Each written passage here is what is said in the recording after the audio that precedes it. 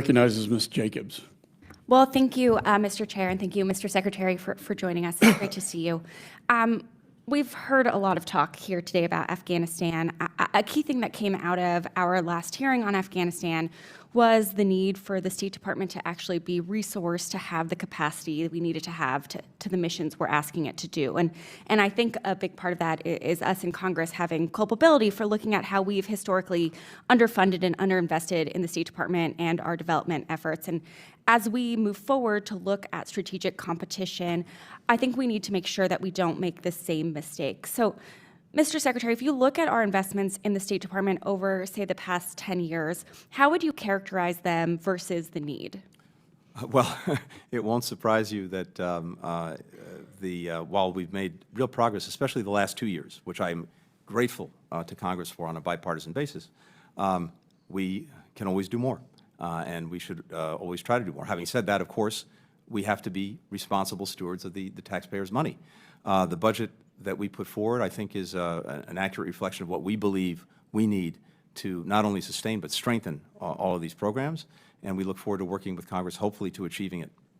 Well, I appreciate that, and I'm very supportive of the 14% increase that you all have asked for.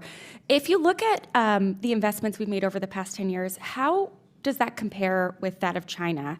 Have they been increasing their investments in development and diplomacy? Dramatically.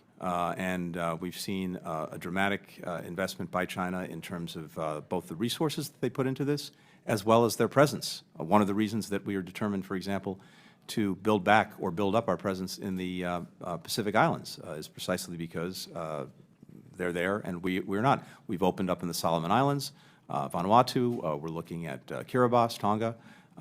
We need to be there. But across the board, we see this. But I also want to make something clear because it's important. When it comes, for example, to some of the investments that China is making in other countries, they have the ability in their system to direct state resources at it. Our system is different. What we can do, and I think can do effectively, is to serve as a catalyst primarily for the private sector to be more engaged in critical areas. And that's what we're working on. We have tools like the Development Finance Corporation that are, I think, critical to doing that. One of the things that we'd like to see is lifting some of the existing restrictions on the DFC so that it can better deploy its equity investments, which will leverage 10 times, 100 times that from the private sector. That's our comparative advantage, and we need to be able to seize it. Well, we are supportive of that as well. I was just hoping you could quickly talk to the committee about how the disparity in the way we've invested in diplomacy and the way China has invested in diplomacy is impacting our ability to strategically compete around the world.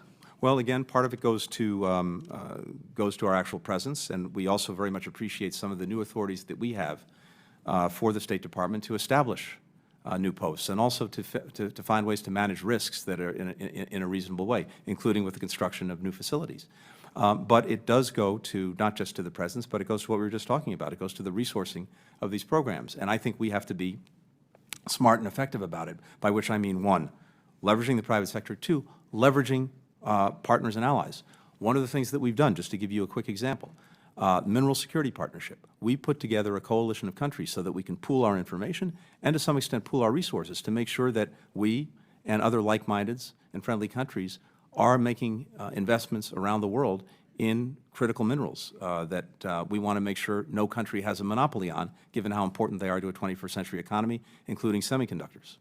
Yeah, well, as the ranking member of the Africa Subcommittee, I can tell you firsthand, I've heard from many of our partner countries that they've noticed the lack of American investment in the African continent and other places and are eager to see our presence grow.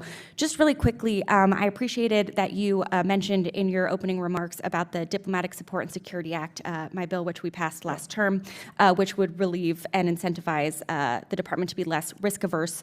Has the department communicated this specific congressional action to the Overseas Diplomatic Corps? To the Foreign Diplomatic Corps? To our diplomatic To our own diplomatic corps? Yep. Yes, very much so. One of the things we've, in fact, I think I recently referred to these new authorities in a communication with our personnel. We have people around the world who want to make sure that we're leaning in and want to make sure that we have the ability to do that, while, of course, managing risk appropriately. My top job, of course, is looking out for the security and safety of our people, but we also want to make sure that we're engaged and managing risks in a smart way. Well, I appreciate that, and I look forward to working together to make sure the RSOs and others have what they need to be able to get our folks out and doing their job. Thank you, Mr. Chairman. Thank you. Thanks for watching, everybody. Make sure to hit that subscribe button. Turn on your notifications so every time I put out a video, you can know about it. It'll come up in your feed. Hit that like button if you liked it. And be positive. Peace.